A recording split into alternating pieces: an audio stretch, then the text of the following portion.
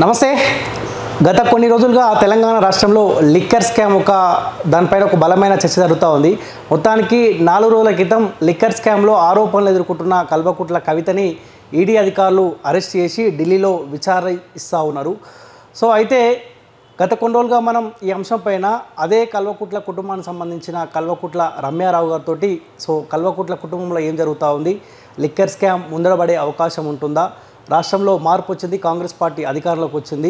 So మార్పు వచ్చిన నేపథ్యంలో ప్రజలు ఏ మార్పు అయితే కోరుకుంటారో ఆ మార్పు దిశగా కాంగ్రెస్ పార్టీ అడుగులు ఉండే అవకాశం ఉంటుందా, ముఖ్యంగా ఏ కుటుంబంలో కొంతమంది అయితే తెలంగాణ రాష్ట్ర ప్రజల రక్తాన్ని తాగిరో సో ఆ కుటుంబంలో కూడా కొంతమంది ఇబ్బంది పడే అవకాశం ఉంటుందా, ఈ అంశాలపైన మనం గత కొన్ని రోజులుగా మాట్లాడుతూ ఉన్నాం. సో లిక్కర్ స్కామ్లో కల్వకుట్ల కవితని అరెస్ట్ చేసిన నేపథ్యంలో సో కల్వకుట్ల రమ్యారావు గారు ఏమనుకుంటా ఉన్నారు, సో ఈ అన్ని అంశాలపైన మాట్లాడదాం. సో నా ముందు రమ్యారావు గారు ఉన్నారు. రమ్యారావు గారు నమస్తే. నమస్కారం. సో మనం గత కొన్ని రోజులుగా లిక్కర్ స్కామ్ అంశం గురించి మనం మాట్లాడుకుంటూ వస్తూ ఉన్నాం. సో మొత్తానికి కొంత కొలిక్కి వచ్చినట్టు మాత్రం కనిపిస్తూ ఉంది. లిక్కర్ స్కామ్లో కల్వకుట్ల కవితని ఈడీ అధికారులు అరెస్ట్ చేసి ఢిల్లీకి తరలించి విచారిస్తూ ఉన్నారు. సో ఈ ఎపిసోడ్ ఎట్లా చూస్తూ ఉన్నారు, అరెస్ట్ అవుతారని మీరు భావించినారా, లేదు ఇది తప్పుదోవ పట్టించే అవకాశం ఉంటుందని మీరు అనుకున్నారా? కల్వకుంట్ల ఆడబిడ్డగా కవితకి ఈరోజు ఈ దుస్థితి సంభవించడం అనేది వాస్తవంగా దురదృష్టకరం. కాకపోతే ఈ అరెస్టు ఖచ్చితంగా జరుగుద్ది అనేది నాకు తెలుసు. ఎందుకంటే వాళ్ళు ముందు వెనక ఆలోచించకుండా ఆ స్కామ్లో పార్టిసిపేట్ అవ్వడము, ఆ తర్వాత ఆధారాలు దొరకడము డెఫినెట్గా ఈ పరిస్థితికి దారితీస్తుంది అనేది నాకు తెలుసు. ఎందుకంటే కూడా ఇదివరకు కల్వకుంట్ల కుటుంబ సభ్యులుగా మా వాళ్ళు ఉద్యమ కాలంలో ఉన్న వాళ్ళ ఏంటి పరిస్థితులు అనుకోవాలన్నా, మైండ్ సెట్ అనుకోవాలన్నా డిఫరెంట్. ఎప్పుడైతే కేసీఆర్ రాష్ట్ర ముఖ్యమంత్రిగా అయిన తర్వాత మొత్తం ప్రభుత్వాన్ని, పార్టీని వీళ్ళ చేతులకు తీసేసుకొని ఇంకా మేమేం చేసినా నడుస్తుంది అనే దాంట్లో ఈ రాష్ట్రం తెలంగాణ రాష్ట్రానికి పరిమితం కాకుండా ఢిల్లీలో కూడా మరి అక్కడ కూడా ఇలాంటి పాలసీల్లో ఎంటర్ అయ్యి డెసిషన్ మేకర్ అయ్యి ఈరోజు పాలసీ మేకర్ గుండి ప్రిజన్కి వెళ్ళే పరిస్థితి వచ్చింది. మరి ఇలాంటి అంటే కవితకి ఎప్పుడు ఏదో ల్యాక్ మీల తప్ప ఈ లిక్కర్ వ్యాపారం చేసింది ఎవరు లేరు మా కుటుంబంలో. వాస్తవంగా ఇంటి మన్మల్లు ఎవరు కూడా చాలా పెద్ద కుటుంబం కాబట్టి ఎవరు కూడా లిక్కర్ వ్యాపారం చేయలేదు. ఓన్లీ ఫస్ట్ నుంచి మా హస్బెండ్కి ఒక్కరికే లిక్కర్ బిజినెస్ ఉండేది, ఆయన ఒక్కరే. ఎప్పుడైతే ఆయన కూడా లిక్కర్ ప్రొవిషన్ వచ్చిందో ఎన్టీఆర్ గారి టైంలో అప్పుడు ఆయన కూడా ఆపేసిండ్రు. తర్వాత కూడా కేసీఆర్ గారు ట్రాన్స్పోర్ట్ మినిస్టర్ ఉన్నప్పుడు కూడా మా హస్బెండ్ ఇదే మాగుంట శ్రీనివాసులు రెడ్డి గారితో తనకు కొన్ని ఫ్రాంచైజెస్ ఉండే హస్బెండ్కి, ఇంకా వాళ్ళతో కావాలి అని అంటే కూడా అప్పుడు కేసీఆర్ ఒకటే మాట చెప్పిండ్రు, ఇది ఇప్పుడు మీకు ఉన్న వాటితో చేసుకోండి, డిస్ట్రిక్ట్ లెవెల్లో మీకు ఆల్రెడీ స్టేట్ వచ్చినాయి కదా, కానీ ఆంధ్ర వాళ్ళతోటి అందులో ఆ లిక్కర్ అనేది ఇప్పుడు చాలా అది ఒక రకంగా అందులో మనము ఏ రకంగా మోసం జరుగుద్ది, ఏ రకంగా ఇరుక్కపోతే చాలా ఇబ్బందుల పాలు కావాల్సి వస్తుంది అని ఆయన చెప్పి అప్పుడు హస్బెండ్ అడిగిన దానికి కూడా ఇప్పించలేదు, ఒప్పుకోలేదు. ఇంకా వేరే పనులు చేసుకోండి కానీ అందులో వద్దు, లిక్కరు అవసరం లేదు అని తనకు అప్పుడు బీర్ ఏజెన్సీస్ ఉండే, స్టేట్ ఏజెన్సీస్ హస్బెండ్కి ఈ లిక్కరీ కావాలి అని అడిగితే కూడా యాక్సెప్ట్ చేయలేదు. అప్పుడు హస్బెండ్కే ఇంటి అల్లునికే యాక్సెప్ట్ చేయను ఆయన కూతురును లిక్కర్ స్కామ్ చేయమని చెప్పారు కదా. కానీ వీళ్ళు సంతోష్ ప్రతి చర్య, ప్రతి అడుగులో, ప్రతి దాంట్లో కూడా అశకుని సంతోష్ గాడు ఉంటాడు. అది ఈరోజు కవిత కటకటాల్లోకి సంతోషి బయట ఉండి ఈరోజు అన్ని రకాలుగా పదవులు ప్రతి రకంగా ఎంజాయ్ చేసింది ఆశకుని గాడు. ఈరోజు కటకటాల పాలయ్యింది కవిత. కానీ అరెస్టు కాకముందుకు చాలాసార్లు మీరు అరెస్ట్ అవుతుంది 100% అన్నారు. ఒకవేళ అరెస్ట్ కాకపోతే బీజేపీ బీఆర్ఎస్ పార్టీ రెండు ఒకటే కాబట్టి అరెస్ట్ చేయకపోవచ్చు అని రెండు అంశాలు మనం పదే మాట్లాడుకున్నాము. సరే, రాజకీయాలు వేరైనప్పటికీ ఒకే కుటుంబానికి సంబంధించిన వాళ్ళు కాబట్టి అరెస్ట్ అయిన తర్వాత ఏమైనా ఇబ్బంది అనిపించింది, అరే మా చెల్లని అరెస్ట్ చేసినారు అన్న ఆ బాధ ఏమైనా అనిపించిందా మీలో? లేదు రాము, ఇప్పుడు ఏ పార్టీ అయినా ఏ మీడియా అయినా బీజేపీ బీఆర్ఎస్ ఒకటి ఈ కవితను ఏమి టచ్ చేయరు ఏం చేయరు అని అందరు మాట్లాడుకున్నారు. కానీ నేను ప్రతిసారి ప్రతి దగ్గర చెప్పిన అదను చూసి డెఫినెట్గా బీజేపీ ఆధారాలు అదను చూసి ఒక సమయ సందర్భంగా వాళ్ళు ఇప్పుడు ఏదైతే కవితకు వచ్చిందో ఆ సిచ్యువేషన్ వాళ్ళు డెఫినెట్గా చేస్తారు అనేది నాకు గట్టిగా తెలుసు. అందరూ బీఆర్ఎస్ బీజేపీ ఒకటే అనుకున్నారు, కానీ డెఫినెట్గా ఈ లిక్కర్ స్కామ్ విషయంలో మటుకు డెఫినెట్గా సీరియస్ యాక్షన్ ఉంటుందని తెలుసు. ఎప్పుడైతే ఫామ్ హౌస్ ఫైల్స్లో బిఎల్ సంతోష్ గారి పేరు వెళ్ళిందో అప్పుడే కేంద్ర ప్రభుత్వం రాష్ట్ర ప్రభుత్వం మీద వాస్తవంగా చాలా చాలా సీరియస్ ఉండే. వాళ్ళొక సమయం కోసం వెయిట్ చేసిండ్రు. ఇప్పుడు బీఆర్ఎస్ పడిపోయింది, బీజేపీ ఇప్పుడు లేవాల్సిన అవసరం ఉంది కాబట్టి ఈ టైంలో వాళ్ళు కవిత మీద స్పీడ్గా యాక్షన్ తీసుకున్నారు. కానీ మీ కుటుంబానికి సంబంధించిన కల్వకుట్ల కవిత కాబట్టి మీకు అక్కడ ఏమి ఇబ్బంది అనిపిస్తలేదా? ఒక లిక్కర్ దందాలో ఒక సారా దందాలో అరెస్ట్ అయింది అన్న ఇబ్బంది మీకేమి ఇబ్బంది పెడతలేదా? డెఫినెట్గా ఇక్కడ కల్వకుట్ల కుటుంబం అని కాకుండా లిక్కర్ దందా అనేది ఒక ఆడవాళ్ళు చేసేది కాదు. కాబట్టి ఏ మహిళ అయినా ఈరోజు లిక్కర్ స్కామ్లో కవిత ఇరుకపై కటకటాల పోయినందుకు ప్రతి మహిళ కూడా ఈరోజు మహిళలను ఒక రకంగా చూసే పరిస్థితి వచ్చింది. ఈ కవిత చేసిన లిక్కర్ స్కామ్ వల్ల ప్రతి మహిళ కూడా ఈరోజు ఇబ్బందుల పాలయ్యే పరిస్థితి వచ్చింది అని ప్రతి ఒక్కరు కూడా ఫీల్ అవుతుంది. అందులో ముఖ్యంగా కల్వకుంట్ల వంశంలో కవిత నేను ఇద్దరం పుట్టాం కాబట్టి ఒక వంశపు ఆడబిడ్డ ఈరోజు కల్వకుంట్ల ఆడబిడ్డ కటకటాలకి పోయింది అని అంటే డెఫినెట్గా కల్వకుంట్ల వంశంలో కవిత కంటే పెద్దదాన్ని కాబట్టి డెఫినెట్గా నాకు కూడా ఈరోజు కల్వకుంట్ల ఆడబిడ్డలు స్కామ్ చేస్తారా అనే కాడికి వచ్చింది కాబట్టి డెఫినెట్గా నేను కూడా ఫీల్ కావాల్సిన అవసరం ఉంది. ఎందుకంటే వంశానికి కూడా ఇబ్బంది అయ్యే పరిస్థితి అయ్యింది కాబట్టి ఆ అంశంలో నేను చాలా బాధపడుతున్నాను. ఎందుకంటే కల్వకుంట్ల వంశపు ఆడబిడ్డలు అనే దాంట్లో నేను కూడా ఆడబిడ్డను కాబట్టి నాకు ఇబ్బందిగా ఉంది, చాలా ఇబ్బందిగా ఉంది. కానీ అక్కడ స్కామ్లో పార్టిసిపేట్ చేసింది, తప్పు జరిగింది, ఆధారాలతోటి ఈరోజు తీసుకెళ్లే పరిస్థితి వచ్చింది. కానీ సాధారణంగా ఏదైనా కేసులో అరెస్ట్ అయితే కొంత ఫేస్లో భయం కనిపిస్తుంది. అరే తీసుకెళ్తున్నారు మళ్ళీ వస్తానా ఇప్పుడు అంతలో అన్న కొంత భయం కనిపిస్తుంది. ఆమెలో ఏమాత్రం కూడా భయం కనిపిస్తలేదు, సంతోషంగా అత్తారింటికి ఎప్పుడైతే పెళ్ళి అయితే వెళ్తారో సో అదే తరహాలో ఆ ఫేస్లో ఆ రీడింగ్ కనిపిస్తూ ఉన్నది. మీరు అబ్జర్వ్ చేసినారా? నేను అన్నీ అబ్జర్వ్ చేస్తున్నా. ఈ స్కామ్ బయటికి వచ్చి లాస్ట్ ఇయర్ ఫస్ట్ కవిత ఇంటికి సిబిఐ ఇంటరాగేషన్కి వస్తుంది. సిబిఐ ఇంటరాగేషన్కి రాకముందే ఎప్పుడైతే లిక్కర్ స్కామ్లో బీజేపీలు ఉన్న మంత్రులు కవిత పాత్ర ఉంది అని చెప్పిన తెల్లవారే ఆగా మేఘాల మీద జగిత్యాలకు ఏదో ప్రోగ్రాంకి వెళ్ళటామే ఇంటి ముందు, ఇంట్లో కూడా కాదు ఇంటి ముందు టోటల్ మీలాంటి మీడియాని పిలిచి వాయిస్ ఇచ్చింది. ఇచ్చినప్పుడు ఆ వాయిస్ మీరు గమనించాలి, ఆ ఫేసు ఆ వాయిస్. ఇప్పుడు ఫేసు ఎక్స్ప్రెషన్స్ మీరు అందరు గమనిస్తున్నారు. కానీ ఆ రోజు ఫస్ట్ కవిత ప్రమేయం ఉంది అని బయటికి వచ్చిన రోజు కవిత వాయిస్ ఎట్లుండే, కవిత ఫేస్ ఎట్లుండే, ఏం చేస్తారు మహా అంటే జైలు వేస్తారు కదా అని ఆ రోజే మాట్లాడింది. ఆ రోజు చాలా ఏడ్చింది. ఆ విజువల్స్ అన్నీ మీ దగ్గర కూడా ఉంటాయి కదా. అంటే ఇంకా అది స్టార్టింగ్ కాబట్టి బెదిరిపోయింది. ఇప్పుడు 1 year నుంచి అంత చూస్తూ ఉంది.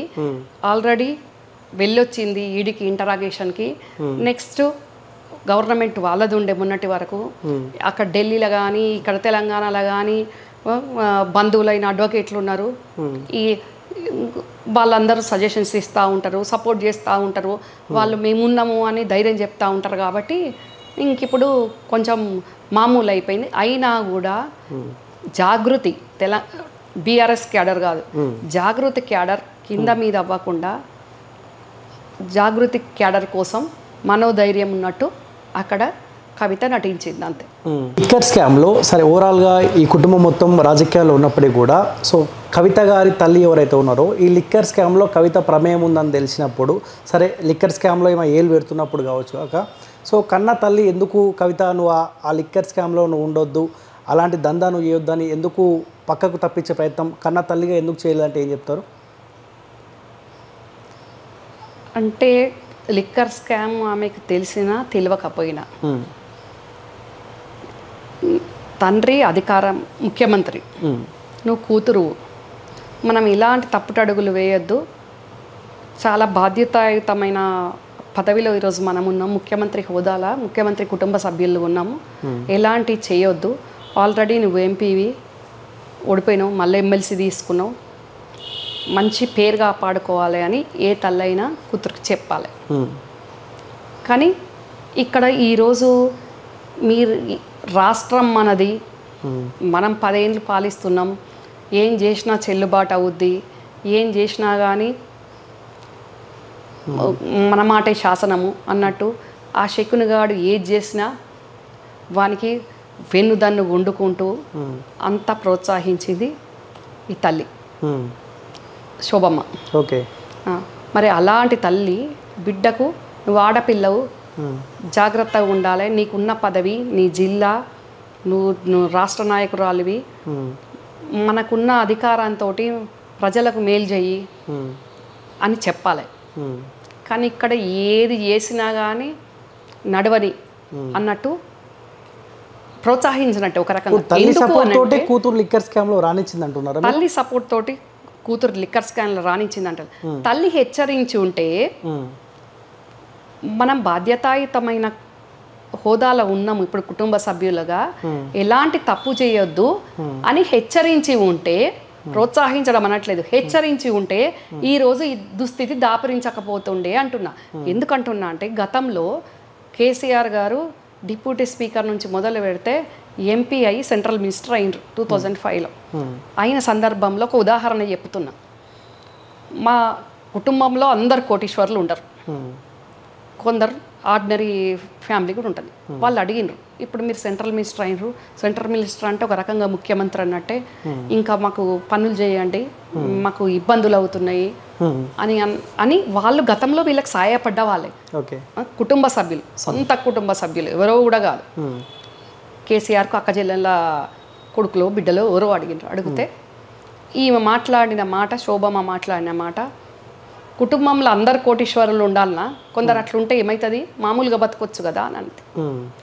అప్పుడు వాళ్ళకి అట్లా చెప్పిన నువ్వు, ఒక మేనమామ సెంట్రల్ మినిస్టర్గా ఉన్నాడు, మేము పని చేసిన వాళ్ళము, మేము ఎదగాలి, కొంచెం ఆదుకోండి అంటే ఆమె ఈ రకంగా మాట్లాడింది. మరి కుటుంబానికి కేసీఆర్ అన్నట్టు ఆయన ఈ స్థానంలో ఉండడానికి కుటుంబం ఎన్ని కష్టాలు పడనో అన్ని కష్టాలు పడ్డారు, ఏ రకంగా సాయం చేయనో ఆ రకంగా సాయం చేసిండ్రు గతంలో. చేస్తే ఈమె మాట్లాడిన మాట అది. మరి ఈరోజు నీ కూతురు అవినీతి మార్గంలో 1000 కోట్లు సంపాదించాలని నీ చెల్ల కొడుకు నీచ నికృష్ట దౌర్భాగ్యుడు ఆ శకుని సంతోషగాడు ప్రోత్సాహంతో నీ కూతురును అందులోకి దింపితే 1000 కోట్ల ఆశలో ఈరోజు కటకటాల పాలైతే, ఈరోజు మళ్ళీ ఢిల్లీ గడప, ఈరోజు ఆ ఈడీ ఆఫీస్కు అక్కడికి వెళ్ళి చూసే దుస్థితి వచ్చిందా లేదా? కొందరు అట్లా వడుండండి కోటీశ్వరులు కానివ్వండి అన్న నువ్వు ఈరోజు 1000 కోట్లు ప్రభుత్వంలో ఉండి ప్రభుత్వాన్ని అడ్డం పెట్టుకొని 1000 కోట్లు సంపాదించుకుంటే ఏమైంది ఆ 1000 కోట్లు ఈరోజు? మళ్ళీ ఆ అవినీతిలో ఇరుక్కపోయి ఈరోజు కటకటాలున్న నీ బిడ్డ దగ్గరికి నువ్వు వెళ్ళి చూసే దుస్థితి వచ్చింది. కర్మ సిద్ధాంతం అంటది. కుటుంబ సభ్యులు అడుగుతేనేమో ఆదుకోండి, మేము మీకు ఆదుకున్నాం, మీరు ఇప్పుడు మాకు ఆదుకోండి అంటే అందరు కోటీశ్వరులు ఉండన్నా, కొందరు అట్లుంటే ఏమవుతుందన్న నువ్వు ఈరోజు 1000 కోట్లుండి మరి ఈరోజు నీ బిడ్డ ఎక్కడుంది? అది ఈరోజు ఆమె గుర్తు చేసుకోవాలి. కర్మ సిద్ధాంతం కాలం అంటే అది.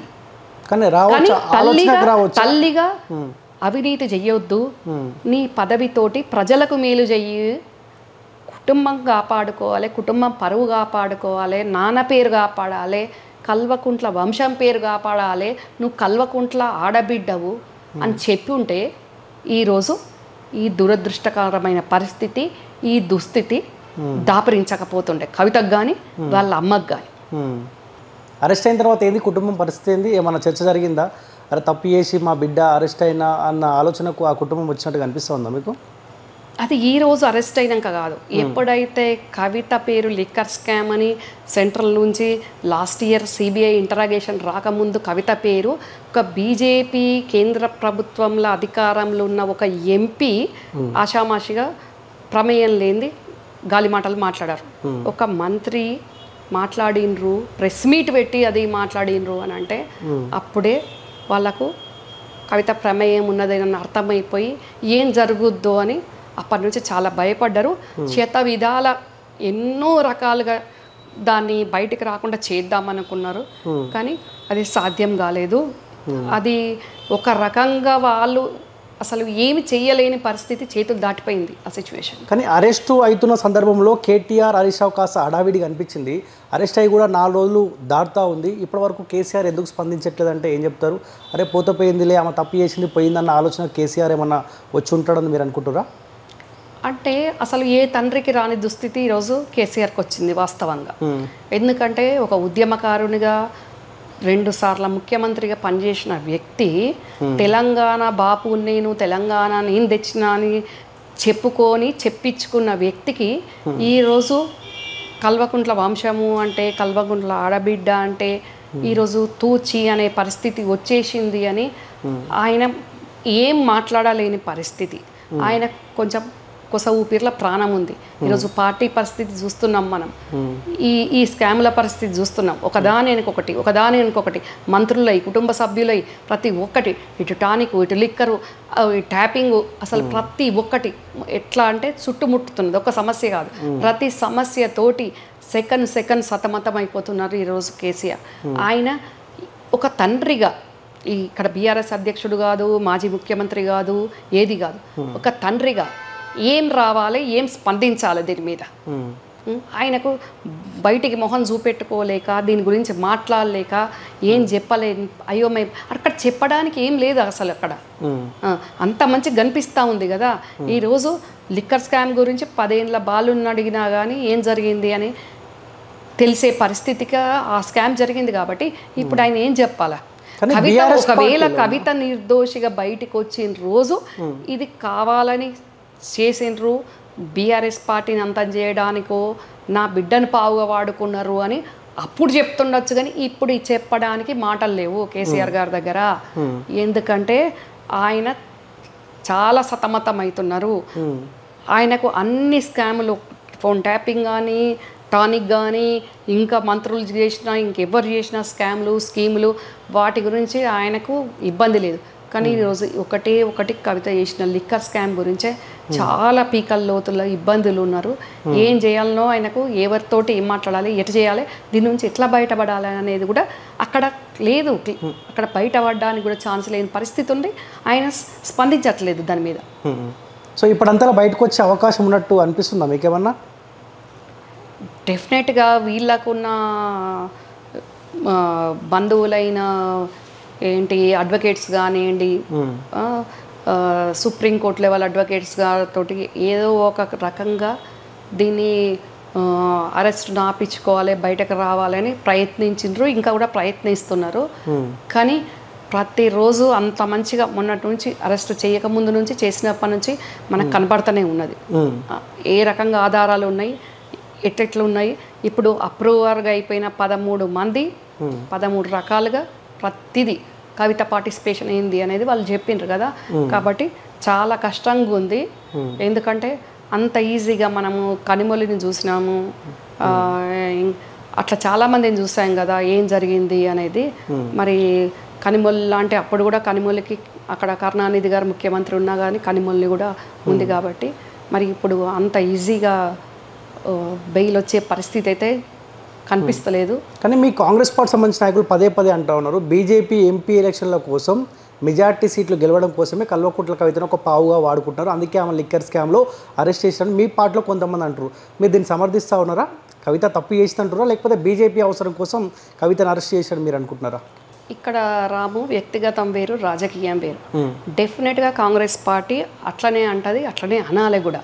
ఎందుకు అని అంటే ఇప్పుడు ఇది అసెంబ్లీ ఎలక్షన్లకు ముందు కాదు, కేవలం ఇప్పుడు కాంగ్రెస్ పార్టీ అధికారంలోకి వచ్చినాక, ఇది లోక్సభ ఎలక్షన్స్కు ముందే ఆగ మేఘాల మీద అప్పటికప్పుడే వాళ్ళు సడన్గా రావడము, సర్చ్ అని, వాళ్ళు వచ్చేంత వరకు కూడా తెలియదు. మీ మీడియాకి తెలిసినాకనే మా పార్టీకి తెలుసుద్ది, వాస్తవం కూడా జరిగింది అదే. మీ మీడియా మీకు ఎవరిచ్చారో ఇన్ఫర్మేషన్ మీడియా మా బయట పొలిటికల్గా బయటకు వచ్చింది. అట్లా కాంగ్రెస్ పార్టీకి తెలిసింది. కాంగ్రెస్ పార్టీకి తెలిసినాక డెఫినెట్గా అంటది. ఆ రోజు ఎట్లా అంటే అసలు వాళ్ళు రావడము 11 గంటలకు రావడంతో సర్చ్లు అనడము, ఇమీడియట్గా ఇంట్రాగేషన్ అని, సాయంకాలంకి అరెస్ట్ అనడము, తీసుకెళ్ళడము, అదంతా చూస్తూ ఉంటే దేనికి సంకేతం? కేవలం ఇక్కడ కాంగ్రెస్ పార్టీకి లోక్సభ సీట్లు మెజారిటీ సీట్లు రాబోతున్నాయి. 17లో దాదాపు 14-15 రాబోతున్నాయి. కాబట్టి దీన్ని కాంగ్రెస్ ప్రభంజనాన్ని తట్టుకోవాలి, అడ్డుకట్ట వేయాలి అని అంటే ఏకైక బ్రహ్మాస్త్రం కవిత అరెస్టే. కవిత అరెస్ట్ అయితేనే, కవిత కటకటాల్లోకి వెళ్తేనే బీజేపీ పార్టీ బతికి బయట బట్టగట్టగలుగుతుంది అని. ఇప్పుడు బీజేపీకి సీట్లు రావాలి తెలంగాణ రాష్ట్రంలో అంటే కవిత అరెస్ట్ తప్పది. కాబట్టి వాళ్ళ చేసి చూపించింది. కాబట్టి డెఫినెట్గా ఇప్పుడు బీజేపీకి చెప్పుకోవడానికి ఏమి లేదు. ఆగమేఘాల మీద బాలరాముని బయటికి తెచ్చిండ్రు. మరి ఆ బాలరాముని బయటికి తెచ్చి ఏ రకంగా ఆగమ శాస్త్రాలకు విరుద్ధంగా బాలరాముని ప్రతిష్ట చేసిండ్రో అది చాలా విమర్శలు వచ్చినాయి. కాబట్టి అదంతా వర్కౌట్ అవ్వలేదు. కాబట్టి ఇంకా ఏకైక ఒకటి వాళ్ళకున్న బ్రహ్మాస్త్రం కవిత. కాబట్టి కవితను ప్రయోగించిండ్రు. కాంగ్రెస్ పార్టీని మెజార్టీ సీట్లు రాకుండా. కానీ తెలంగాణలో ఉన్న ప్రజలందరికీ కూడా ఇప్పటికిప్పుడు ఈ కవిత అరెస్ట్ జరిగిన దాన్ని ప్రతి చిన్న పిల్లోడి నుంచి ప్రతి పెద్దవాళ్ళ వరకు కూడా ప్రతి ఒక్కరు అర్థం చేసుకుంటున్నారు. ఇది కేవలం బీజేపీ పార్టీ రాజకీయ ప్రయోజనం కోసం కవితను అరెస్ట్ చేసింది. మళ్ళీ ఎన్నికలయ్యి రిజల్ట్ వచ్చినాక కూడా ఆ తర్వాత అండర్స్టాండింగ్లోకి వెళ్ళి బీజేపీ అండర్స్టాండింగ్లోకి వెళ్ళి కొన్ని రోజుల తర్వాత కవిత బయటికి వచ్చే అవకాశాలు ఉన్నాయని ప్రతి ఒక్కరు అనుకుంటున్నారు. అసెంబ్లీ ఎలక్షన్లో ఒక బలమైన అస్త్రంగా ఈ లిక్కర్ స్కామ్ అంశాన్ని మీరు ప్రజల ముందు తీసుకెళ్లారు. సో కవితను అరెస్ట్ చేశారంటే బీఆర్ఎస్ పార్టీ బీజేపీ రెండు ఒకటే కాబట్టి అరెస్ట్ చేసే అంశాన్ని మీ పార్టీ, సో మీరు మాట్లాడకున్నా కానీ మీ పార్టీ సంబంధించిన ముఖ్యమంత్రి రేవంత్ రెడ్డి కావచ్చు, పార్టీ కీలక నేతలు కలిసి ఆనాడు ప్రజల ముందుకి ఈ అంశాన్ని తీసుకెళ్లారు. ఇప్పుడు రాబోయే ఎంపీ ఎలక్షన్లో భారతీయ జనతా పార్టీ చెప్తుంది కవితను అరెస్ట్ చేసినాం, ఈడీ అధికారులు మాకు అనుసంధానంలో పనిచేయరు, సందర్భం వచ్చిన కాబట్టి కవితను అరెస్ట్ చేసారు. సో ఇదే అస్త్రంగా కాంగ్రెస్ పార్టీ గతంలో వాడుకున్నది కదా. ఇప్పుడు కవితను అరెస్ట్ చేసి చూపించాం, ఈసారి మాకు ఓటేయండి అని బీజేపీ అడిగే అవకాశం ఉంటుందా? మీ పార్టీకి రాబోయే ఎంపీ ఎలక్షన్లో ఏ అంశం అస్త్రంగా మారబోతుందంటే ఏం చెప్తారు? ఒక్క కవిత అరెస్ట్ చూపించి మేము కవితను అరెస్ట్ చేసినాం అయిపోయింది అంటే కుదరదు. గత ప్రభుత్వంలో చాలామంది మంత్రుల మీద అది గ్రానైట్ కానివ్వండి, ఇంకా కాళేశ్వరం కానివ్వండి, అట్లా చాలా అలిగేషన్స్ మా కాంగ్రెస్ ప్రతిపక్షంలో ఉన్న కాంగ్రెస్ పార్టీ కంటే ఎక్కువ ప్రధాన ప్రతిపక్షంలో లేని బీజేపీ పార్టీ తెలంగాణలో కేంద్రంలో వాళ్ళే మాట్లాడినారు. కాళేశ్వరం ఏమన్నారు, వేరే వాటి మీద అన్నింటి మీద కూడా వాళ్ళే మాట్లాడినారు. మరి ఈరోజు ఓన్లీ కవిత ఇష్యూని ఎందుకు తీసుకుంటున్నారు? వేరే ఎన్నో అవినీతి జరిగింది అని చెప్పిండ్రు 10 ఏళ్ళ బీఆర్ఎస్ పాలనలో. వాటిని అన్నిటి గురించి చర్యలు తీసుకోకుండా ఓన్లీ కవితదే ఎందుకు చర్య తీసుకున్నారు? ఎందుకు మీరు బీజేపీకి వచ్చిండని బీజేపీకి జాయిన్ అయ్యిండా సపోర్టర్గా ఉన్నారు? మేఘా కృష్ణారెడ్డి మీద మాట్లాడరు, మై హోమ్ రామేశ్వరరావు గారి అవినీతి మీద మాట్లాడరు, ఇంకా వేరే స్కామ్లల్లో మిషన్ భగీరథ అట్లా చాలా ఉన్నాయి. మరి వాటి వేటి మీద మాట్లాడకుండా ఓన్లీ బాలరాముడు ఎంత మీకు దిక్కు అవసరమో ఈరోజు కవిత అంత దిక్కు అయిపోయింది మీకు. అందుకనే మీరు ఓన్లీ కవిత ఇష్యూనే ఇప్పుడు టేకప్ చేసి అరెస్ట్ చేసినట్టు చేసి ఇప్పుడు తెలంగాణ ప్రజలను నమ్మించి మెజారిటీ లోకసభ సీట్లు బీజేపీకి రావాలి అని చేసిన ఇది మైండ్ గేమే. డెఫినెట్గా నేను కానీ కాంగ్రెస్ పార్టీ కానీ భావిస్తుంది, తెలంగాణ ప్రజలు కూడా ఆ రకంగానే భావిస్తుంది. కానీ ఈ కవిత అరెస్టు మీ పార్టీకి ఒక సవాల్గా మారబోతుందా? ఎందుకంటే కేంద్ర దర్యాప్తు సంస్థలు కవితను అరెస్ట్ చేసినాయి. సో రాష్ట్రంలో కాంగ్రెస్ పార్టీ అధికారంలో ఉంది, మీ కనుసంలో కూడా కొన్ని డిపార్ట్మెంట్లు పనిచేస్తాయి కదా, అవినీతి పైన చర్యలు తీసుకుంటామని చెప్పి అసెంబ్లీ ఎలక్షన్ల కంటే ముందు మీ పార్టీ చెప్పింది. ఆ దిశగా మీ అడుగులు లేకపోతే బీజేపీ కూడా కాస్త ప్లస్ అయ్యే అవకాశం ఉంటుంది కదా? డెఫినెట్గా ఇప్పుడు గత 10 సంవత్సరాల నుంచి కేంద్రంలో బీజేపీ ఉంది. మొన్నటి వరకు మేము కాంగ్రెస్ పార్టీ అధికారంలోకి రాకముందు బీఆర్ఎస్ రాష్ట్రంలో ఉంది. బీఆర్ఎస్ రాష్ట్రంలో చేసిన ప్రతి అవినీతి కాంగ్రెస్ పార్టీకి తెలుసు. నా నుంచి మా పీసీసీ చీఫ్ ఉండి ఇప్పుడు ముఖ్యమంత్రి ఉన్న మా రేవంత్ అన్న వరకు ప్రతి ఒక్క నాయకుడు దాని మీద మాట్లాడిండు, అట్లనే బీజేపీ వాళ్ళు కూడా మాట్లాడిండ్రు. కానీ మేము అధికారంలోకి వచ్చి 3 నెలలు అయింది. 3 నెలల్లో వాళ్ళ అవినీతి మీద ప్రతి క్షణం మాట్లాడుతూనే ఉన్నాం. నా నుంచి మొదలు పెడితే ముఖ్యమంత్రి రేవంత్ అన్న వరకు మాట్లాడుతూనే ఉన్నారు. మేము మాట్లాడుతున్నాము, ఆయన పనిచేసి చూపిస్తూనే ఉన్నారు రేవంత్ అన్న. ప్రతిదీ ఇప్పుడు ఫోన్ ట్యాపింగ్ అంశం చూడండి, టానిక్ అంశం చూడండి, ఎక్కడ ప్రతి దాంట్లో వీళ్ళు చెయ్యని అవినీతి లేదు. కాబట్టి ప్రతి అంశాన్ని కూడా తెలంగాణ ప్రజలకు వెలుగులోకి తీసుకొచ్చి అవినీతి అనేది ఎంత భయంకరంగా జరిగింది, అడ్డదిడ్డంగా ఎన్ని లక్షల కోట్లు అప్పులు చేసిండ్రు, ఎన్ని లక్షల కోట్లు అప్పులు చేసి వాటిని మిస్యూజ్ చేసిండ్రు అనేది తెలంగాణ ప్రజలకు తెలియజేసేటట్టు ఈరోజు ముఖ్యమంత్రి రేవంత్ అన్న బయటికి తీస్తున్నారు. కానీ 10 సంవత్సరాలు బీజేపీల కేంద్రంలో అధికారంలో మీరు చేసింది ఏంది? ఓన్లీ కవిత స్కామ్, మాటల వరకే తప్ప చేతల్లోకి వచ్చేసరికి ఓన్లీ కవిత ఒక్కటే మీరు టేకప్ చేసిండ్రు. మరి మీకు ప్రతి అంశం మీద, ప్రతి దాని మీద, ప్రతి స్కామ్ మీద మీ దగ్గర కేంద్రం దగ్గర డాటా ఉంది, ఎందుకు మీరు చర్యలు తీసుకోలేదు? ఇప్పుడు 3 నెలల్లో మా ప్రభుత్వం వచ్చినాక మా ముఖ్యమంత్రి రేవంత్ అన్న ప్రతి దాని మీద దృష్టి సారించారు, ప్రతి అవినీతి బయటికి తీసిండ్రు. ప్రతిదీ కూడా ఇప్పుడు ఈ ఎలక్షన్స్ లోపల కూడా జరిగిన అవినీతిని ఇప్పుడు తప్పకుండా పీసీసీ చీఫ్ హోదాల ముఖ్యమంత్రి ఉన్న మా రేవంత్ అన్న ప్రతి స్కామ్ను కూడా తెలంగాణ ప్రజలకు మాట ఇచ్చినట్టు కాంగ్రెస్ పార్టీ ప్రతిపక్షంలో ఉండి ఏదైతే మాట్లాడిందో ఇప్పుడు ఈరోజు అధికారంలో ఉండి మేము బీఆర్ఎస్ పార్టీ కుటుంబ సభ్యులు కానివ్వండి, నాయకులు కానీ చేసిన అవినీతిని బయటపెట్టే విధంగా ఇప్పుడు ఆయన పని చేస్తున్నారు, చూపిస్తారు. బీజేపీ ఓన్లీ కవిత స్కామే చూపించి కవితను అరెస్ట్ చేసింది, కానీ ఇక్కడ చాలా చాలా అరెస్టులు జరగబోతున్నాయి. కొన్ని ఊహించని అరెస్టులు కూడా జరగబోతున్నాయి. ఏ రకంగా ప్రతి దాంట్లో కూడా ఎంత అవినీతి జరిగిందనేది ఆధారాలతోటి ఆయన బయట పెట్టబోతున్నారు. సో ఇంకొక చర్చ జరుగుతూ ఉంది. భారతీయ జనతా పార్టీ కేసీఆర్ గారి దగ్గర పర్మిషన్ తీసుకొని కవితని లిక్కర్ స్కామ్లో అరెస్ట్ చేసిన చర్చ జరుగుతూ ఉంది. మీ కుటుంబంలో ఇంటర్నల్గా ఈ చర్చ జరుగుతూ ఉందా? కాస్త ప్రశాంతంగా ఉండడానికి కూడా కారణం ఇదే, లేకపోతే నిజంగా కనుక భారతీయ జనతా పార్టీ ఒక కక్షపూరితంగా అరెస్ట్ చేస్తే తెలంగాణ రాష్ట్రంలో ఉన్న బీఆర్ఎస్ పార్టీ నేతలు కావచ్చు, లేకపోతే జాగృతి నేతలు కూడా అగ్నిగుండంగా రాష్ట్రం మారిపోయే అవకాశం ఉంటుంది. సో లోపాయికార ఒప్పందంలో భాగంగానే ఈ అరెస్టు తతంగం అంతా నడిచిందన్నదానికి మీ సమాధానం? మీరన్నట్టు లోపాయికారి ఒప్పందంతో కేసీఆర్ గారి అంగీకారంతో కవిత అరెస్ట్ జరిగింది అనుకుంటే ఈరోజు బీజేపీ పార్టీ బీఆర్ఎస్ని మొత్తానికి పార్టీనే లేకుండా చేసే ప్రయత్నాల్లో వాళ్ళు ఉన్నారు.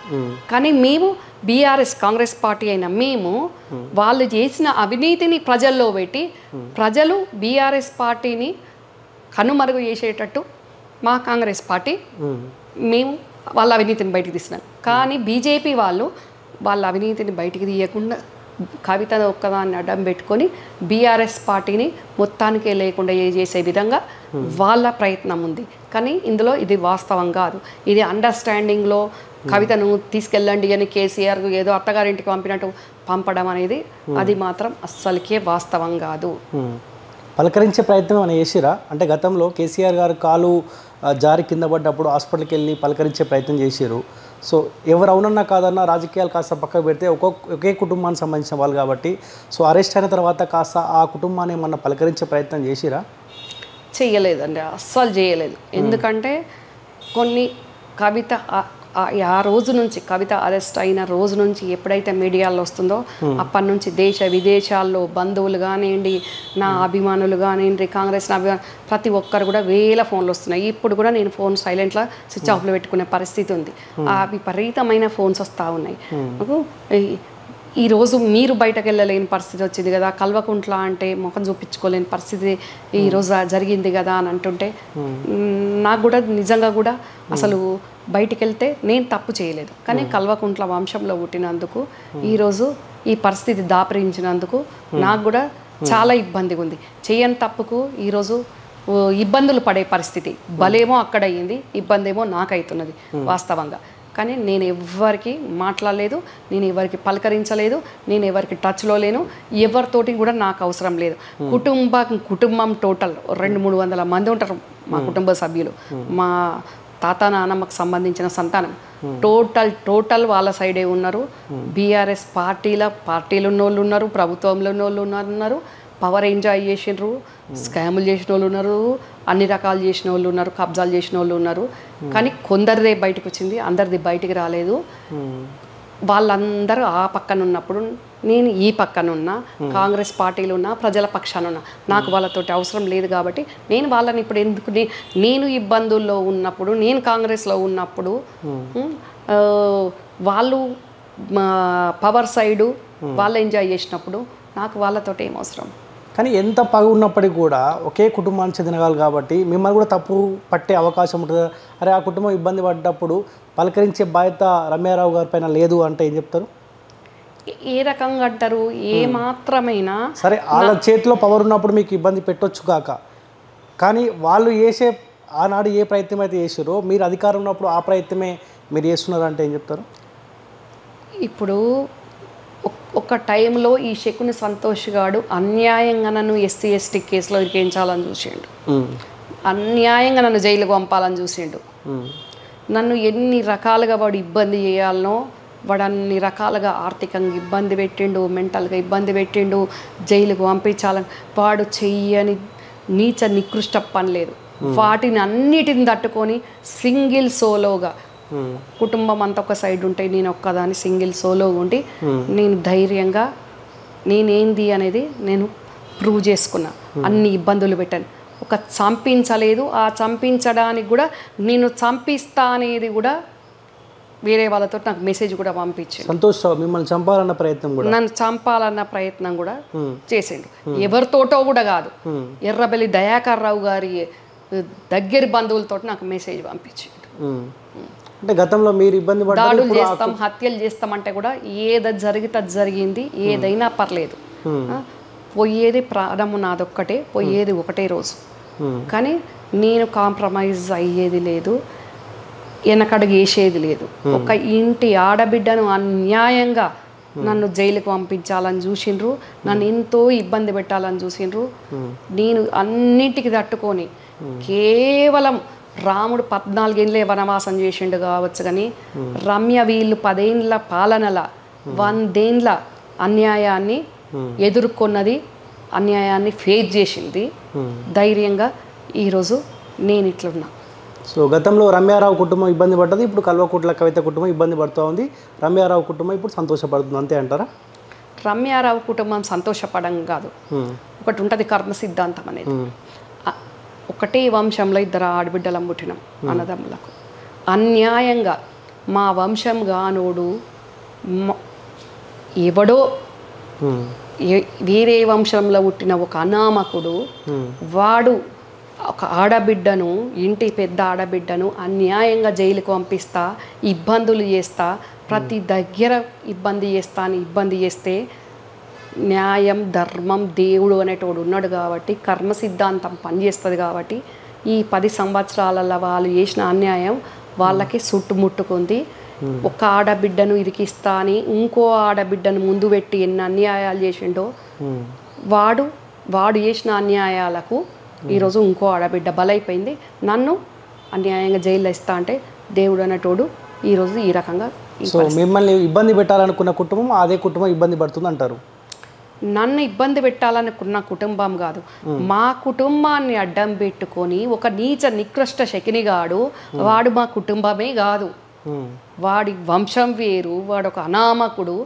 వాడు అన్యాయంగా మా కుటుంబంలో వచ్చి ఈరోజు కల్వకుంట్ల కుటుంబాన్ని సర్వనాశనం చేసింది, కొలాప్స్ చేసింది. అంటే ఆ కుదురుపాక కోటరియే ఈరోజు కుదురుపాక కోటరే కల్వకుంట్ల కుటుంబాన్ని సర్వనాశనం కొలాప్స్ చేసేసింది. ఈ పరిస్థితి ఈరోజు కవిత కటకటాలకు వెళ్ళిపోయే పరిస్థితి వచ్చిందంటేనే కుదురుపాక కోటరీ వల్ల ఆ శకుని వాడు. ఎందుకు మరి కేసీఆర్ ఎందుకు ఆలోచనకు వస్తున్నాడు? ఒక సంతోష్ రావు వాళ్ళనే కుటుంబం మొత్తం కొలాప్స్ అయ్యే కాడికి వచ్చిందని కేసీఆర్ ఆలోచనకు ఆ క్లారిటీకి ఎందుకు రావట్లేదు? మరి అర్థం కావట్లేదు అంటారా? ఇంకా కాంగ్రెస్ ప్రభుత్వం రాకముందు ఇప్పుడు వచ్చినాక నాకు చాలామంది ఐఏఎస్ ఐపీఎస్ ఆఫీసర్స్ నా అభిమానులు ఉన్నారు. ఇప్పుడు మా ప్రభుత్వం వచ్చినాక ఎంతోమంది నాకు కంగ్రాట్స్ చెప్పి ఫోన్లో చెప్పిన వాళ్ళు ఉన్నారు, కలిసిన వాళ్ళు ఉన్నారు. నన్ను వాళ్ళందరూ ఒకటే చెప్తుంటారు నాతోటి, సార్ మంచోడే, కానీ సార్కు మాలాంటి ఐపీఎస్ ఆఫీసర్లను కూడా కలవనీయకపోతుంటారు. ఇంటెలిజెన్స్ రిపోర్ట్ కూడా ఆయనకు తెలియనీయకుండా ఈ నీచ నికృష్టుడు, ఈ శకుని గాడు, ఈ సంతోష్ గాడు, లోఫర్ గాడు వీడే ప్రతిదీ వీడే టేకప్ చేస్తుండే. అసలు మేము వచ్చి ఎన్ని గంటలు వెయిట్ చేస్తే కూడా అక్కడ అపాయింట్మెంట్ ఇప్పించకపోతుండే. మేము వచ్చింది కూడా సార్కి తెలియకపోతుండే. సార్ కరెక్టే, కానీ ఈ దుష్టుడి వల్ల అంత జరిగింది. మొత్తం కుటుంబంలో ఉన్న వాళ్ళందరూ కూడా ప్రభుత్వాన్ని చేతుల్లోకి తీసుకోవడం వల్ల కూడా ఈ దుస్థితి దాపరించింది అని ఇప్పుడు చాలా మంచి హోదాలో ఉన్న అధికారులు కూడా మాట్లాడుతున్నారు. సో ఇంకా రాబోయే రోజులలో ఎవరు అరెస్ట్ అయ్యే అవకాశం ఉంటుంది? కేంద్ర దర్యాప్తు సంస్థలు కవితను అరెస్ట్ చేసి లిక్కర్ స్కామ్లో, సో మీ కన్సర్న్లో పనిచేసే డిపార్ట్మెంట్లు ఆ కుటుంబం నుంచి ఎవరిని అరెస్ట్ చేయబోతా ఉన్నారు? టానిక్ స్కామ్ అని చెప్పి, లేకపోతే కేటీఆర్ చుట్టూ ఉచ్చు బిగిస్తుందని చెప్పి, లేకపోతే ఆ కుటుంబం చుట్టూ ఉచ్చు బిగిస్తున్న చర్చ జరుగుతూ ఉంది. ఇంకా ఎవరు అరెస్ట్ అయ్యే అవకాశం ఉన్నట్టుగా అనిపిస్తుంది మీకు? ఇప్పుడు బీజేపీ వాళ్ళు వాళ్ళ బీజేపీ జెండా ఎగరడానికి, రాష్ట్రంలో ఎగరడానికి కవిత తీసుకున్నారు. కానీ కాంగ్రెస్ పార్టీగా మేము అట్లా కాదు. నిజంగా తెలంగాణ ప్రజలకు మాట ఇచ్చినట్టు కాంగ్రెస్ పార్టీ డెఫినెట్గా బీఆర్ఎస్ అవినీతి, అదే టానిక్ కానివ్వండి, ట్యాపిక్ కానివ్వండి, ఏదన్నా ఎలాంటి స్కామ్ అయినా కూడా డెఫినెట్గా బయటకు తీస్తాము. అసలు దేనికి వెనకడిగేసే అవసరం లేదు. తెలంగాణ ఇచ్చి కూడా 10 సంవత్సరాలు మేము అష్టకష్టాలు పడి మళ్ళీ ఈరోజు మా పార్టీని అధికారంలోకి తెచ్చుకోవడం జరిగింది. మాకు అధికారాన్ని ఇచ్చిందే ప్రజలు కాబట్టి ఆ ప్రజలకు తప్పకుండా ఏ కుటుంబం వల్ల ఎవరి వల్ల అయితే అవినీతి జరిగిందో డెఫినెట్గా ప్రజలకు న్యాయం చేసే విధంగా కాంగ్రెస్ పార్టీ చర్యలు ఉంటాయి. సంతోష్ రావు అరెస్ట్ అయ్యే అవకాశం ఉన్నట్టు కనిపిస్తుందా టానిక్ స్కామ్లో? అంటే రమ్యారావు కళ్ళల్లో ఆనందం చూడాలంటే సంతోష్ రావు అరెస్ట్ అయితే మీ కళ్ళల్లో ఇంకా ఎక్కువ శాతం ఆనందం కనిపించే అవకాశం ఉంటుంది అనుకోవచ్చా? ఒక్క రమ్యారావు కళ్ళల్లో ఆనందం కాదు, కాంగ్రెస్ పార్టీలు ఉన్న వాళ్ళు కానివ్వండి, బీఆర్ఎస్ పార్టీలు ఉన్న వాళ్ళు కానివ్వండి, ఈవెన్ బీజేపీలు ఉండనివ్వండి, ఇక ప్రజలదైతే ఇంకా బాధితులది లెక్క దిక్కే లేదు. ప్రతి ఒక్కరికి కూడా ప్రతి ఒక్కరి కళ్ళల్లో ఇప్పుడు నేను చెప్పిన అందరి కళ్ళల్లో ఆనందం కనబడాలి అంటే ఈ శకునిగాడు, ఈ శకునిగాని టీము, ఈ కోటరి మొత్తం కటకటాల్లోకి పోయిన రోజే వాళ్ళు దోచుకున్న సొమ్మంతా కూడా వాళ్ళ అవినీతి సొమ్మంతా రికవరీ చేసిన రోజే నా కళ్ళల్లో ఆనందం కనబడుతుంది. ఓన్లీ శకునిగాని తీసుకుపోయి జైలు వేస్తే రమ్యారావు కళ్ళల్లో ఆనందం ఉండదు. శకునిగాడు ఏ చాకు పీసులు అమ్ముకొని బతికి జీవనం సాగించిండో, వేల కోట్లు ఈరోజు వేల కోట్ల అవినీతి చేసిండో, ఆ అవినీతి సొమ్మంతా తీసుకొని మళ్ళీ ఆ పేరగాన్ సంతోష్ గాడు పేరగానికి పరిమితమైన రోజే కరెక్ట్గా అందరికీ న్యాయం జరిగినట్టు అందరు సంతోషపడతారు. హరీష్ రావు ఏమన్నా సేఫ్ జోన్లో ఉండే అవకాశం ఉంటుందా ఈ మొత్తం వ్యవహారం చూసుకుంటా ఉంటే? ఇటు సంతోష్ రావు చుట్టూ, కేటీఆర్ చుట్టూ కవిత లోపలికి పోయింది. సో ఈ సేఫ్ జోన్లో హరీష్ రావు ఉండబోతుండా అంటే ఏం చెప్తారు? హరీష్ రావు కూడా కొంచెం ఇబ్బందికరంగానే ఉన్నది పరిస్థితి. కాకపోతే రాజకీయాల్లో ఏదైనా సాధ్యమవుతుంది. రాజకీయ ప్రయోజనాల కోసము ఎవరికి వారు సేఫ్ జోన్లో వెళ్ళడానికి కొన్ని అడుగులు వేయాల్సిన పరిస్థితి డెఫినెట్గా ఉంటుంది, జరుగుద్ది. సో ఈ 2-3 రోజుల నుంచి చూస్తా ఉన్నాం ఫోన్ ట్యాపింగ్ అంశం తెరపైకి వచ్చింది. సో గతంలో వీళ్ళు 10 సంవత్సరాల కాలం పాటు అధికారంలో ఉన్నప్పుడు అధికారులని, పోలీస్ ఆఫీసర్లను అడ్డంగా పెట్టుకొని ఎవరెవరు ఏం మాట్లాడుతూ ఉన్నారు, ప్రతిపక్ష పార్టీ హోదాలో ఉన్న, సో ముఖ్యంగా మీ గురించే, సో కల్వకుట్ల రమ్యారావు గారు ఎవరితో మాట్లాడుతూ ఉన్నారు, ఈ ఫోన్ ట్యాపింగ్ వ్యవహారం అంతా మీకు తెలుసు. సో ఎవరు ప్రమేయం ఉందనుకుంటున్నారు? అధికార పార్టీ సంబంధించిన నాయకుల ప్రమేయం ఎవరితో ఉంటుంది ఫోన్ ట్యాపింగ్ వ్యవహారంలో? మా పార్టీ వాళ్ళ ప్రమేయం ఎందుకుంటుందండి? మీ పార్టీ వాళ్ళు అంటలేను, ఒక ఛానల్ సంబంధించిన ఓనరే ఈ ఫోన్ ట్యాపింగ్ వ్యవహారం వెనకాల ఉన్నాడు. మీరు అధికార పార్టీ అనేసరికి నేను అందుకే అడిగిన మా పార్టీ ప్రమేయం ఎందుకుంటుందని. గత ప్రభుత్వంలో అధికారంలో ఉన్న వాళ్ళదనండి, డెఫినెట్గా గత ప్రభుత్వంలో అధికారంలో అన్నిటికీ హోల్ అండ్ సోల్గా వీడొక్కడే శకునిగాడు బాసు. లాస్ట్కు ఇప్పుడు మీ మీడియా వాళ్ళే ఎన్నో వింతలు చూసిండ్రు, కానీ ఇప్పుడు ఇదొక వింత, మీడియాకు వింత, ఆ తర్వాత ప్రజలకు వింత. సొంత భార్య మీదనే ట్యాపింగ్ చేసుకున్న నీచ నికృష్టుడు వేడు అనేది ఇప్పుడు అది బయటకు వచ్చింది. అది ప్రూవ్ కావాల్సిన అవసరం ఉంది. అట్లాగే సొంత భార్య మీదనే ట్యాపింగ్ చేసినోడు ఎవరి మీదైనా వాడు వెనకాడాడు. అసలు అది ఎంత ఒక మనిషి అన్న వాడు చేసే పనైనా ఎంత నీచ నికృష్టమైన పని. అసలు టెలిగ్రాఫ్ చట్టం ప్రకారము అనుమతి లేకుండా ట్యాపింగే చేయొద్దు, దేశద్రోహం అంటే. దేశద్రోహం. అది మా పీసీసీ చీఫ్గా, ముఖ్యమంత్రిగా అప్పుడు పీసీసీ చీఫ్గా ఉన్న రేవంత్ అన్న మీద మీరు చేస్తారు, అట్లా మా పార్టీలో ఉన్న కొందరు నాయకుల మీద చేస్తారు, బీజేపీ వాళ్ళ మీద చేస్తారు, మీలాంటి మీడియా వాళ్ళ మీద చేస్తారు, నాదైతే ఇక కంటిన్యూస్గా ఉంటుంది సెకండ్ అట్లా చేస్తారు. లాస్ట్కు కుటుంబ సభ్యుల మీద, సొంత భార్య మీద కూడా చేసుకున్నారు అంటే ఎంత అభద్రతలు ఉన్నట్టు. సో ఈ వ్యవహారంలో సంతోష్ రావు ఉంటాడు అంటారు మీరు? సంతోష్ రావు ఉంటాడు, ఇంకా వేరే వాళ్ళ ప్రమేయం కూడా ఉంటుంది డెఫినెట్గా. ఇక మీ కుటుంబం విషయం పక్క పెడితే కాంగ్రెస్ పార్టీ గురించి మాట్లాడుకుందాము. 10 సంవత్సరాల కాలం పాటు కేసీఆర్ సంకన చేరి ప్రజలు ఇబ్బందులు పడుతూ ఉంటే సంతోషపడ్డ నాయకులు మొత్తం ఈ మధ్యకాలంలో మీ కాంగ్రెస్ పార్టీ కండువా కప్పుకుంటా ఉన్నారు. మీరు స్వాగతిస్తూ ఉన్నారా? ఆ కుటుంబం పైన పోరాటం చేసిన ఒక మహిళగా, కాంగ్రెస్ పార్టీ నాయకురాలిగా స్వాగతిస్తూ ఉన్నారా? అంటే యాక్చువల్గా ఆ చర్య కాంగ్రెస్ పార్టీగా ముఖ్యమంత్రి అయిన రేవంత్ అన్న గారు అసలు ఆయన చాలా స్ట్రిక్ట్గా ఉండ్రి, అవసరమే లేదు మాకు టీఆర్ఎస్ వాళ్ళు వస్తామన్నా మాకు వద్దు, అవసరమే లేదన్న స్టాండ్ మీద ఉన్నారు. కానీ ప్రతిసారి కూడా చిన్న నాయకుడి నుంచి పెద్ద నాయకుని వరకు కూడా మా ప్రభుత్వం వచ్చి వారం రోజులు కాకముందే ఇప్పుడు 100 రోజులు అయింది, మేము పడగొడతాం. ఏంది పడగొట్టడానికి? అదేమన్నా గోడనా పడగొట్టడానికి? మీ ఇష్టం ఉన్నట్టు మా ప్రభుత్వాన్ని పడగొడతామంటే కాంగ్రెస్ పార్టీకి ప్రజలు పట్టం కట్టిండ్రు. తెలంగాణ ఇచ్చిన కాంగ్రెస్ పార్టీకి ప్రజలు ఆదరించిండ్రు. ఇప్పుడు 10 సంవత్సరాలు వాళ్ళ మాయమాటలకు మోసపోయినాం, ఇప్పుడు మేము తేరుకున్నాం, అన్యాయం జరిగిపోయింది కాబట్టి ఇప్పుడు మళ్ళా మీరైతేనే మాకు న్యాయం చేస్తారని వాళ్ళు మాకు తీర్పిచ్చిండ్రు. అట్లా ప్రజలతోటి వచ్చిన కాంగ్రెస్ పార్టీని ప్రతిసారి అసలు ఏం చేయాలనో అర్థం కాక అయోమయంలో ఉన్న బీఆర్ఎస్ పార్టీ నాయకులు మేము పడగొడతాము అని అంటే దాన్ని మేము ఏ రకంగా ఆలోచించుకోవాలి, ఏ రకంగా రిసీవ్ చేసుకోవాలి? అంటే బీజేపీ బీఆర్ఎస్ ఒకటయ్యి ఈ రకంగా ఆలోచించుకొని మాట్లాడుతున్నారా, ఇది దేనికి సంకేతం అని మా జాగ్రత్తలో మేము ఉండాలి. కాబట్టి మీకు మమ్మల్ని పడగొట్టే అవకాశం ఇవ్వడం ఏంది, మొత్తానికే మీ పార్టీని మేమే పాత్ర పెడతాం అనే రకంగా తప్పనిసరి పరిస్థితుల్లో ఈరోజు వాళ్ళు వచ్చి మా గేట్ల దగ్గర తింటి తిప్పాలేక పడి ఉంటున్నారు. కాబట్టి అప్పుడు గేట్లు లేవట్టాల్సిన పరిస్థితి వచ్చింది. కానీ గతంలో కేసీఆర్ కూడా అధికార హోదాలో ఉన్నప్పుడు మీ పార్టీని కూడా లేకుండా వేయాలనే ప్రయత్నం చేసిండు. అదే తప్పిదం కాంగ్రెస్ పార్టీ చేస్తున్నదా అంటే ఏం చెప్తారు? అస్సలు కాదండి, దానికి దీనికి పోలిక పొంతనే లేదు.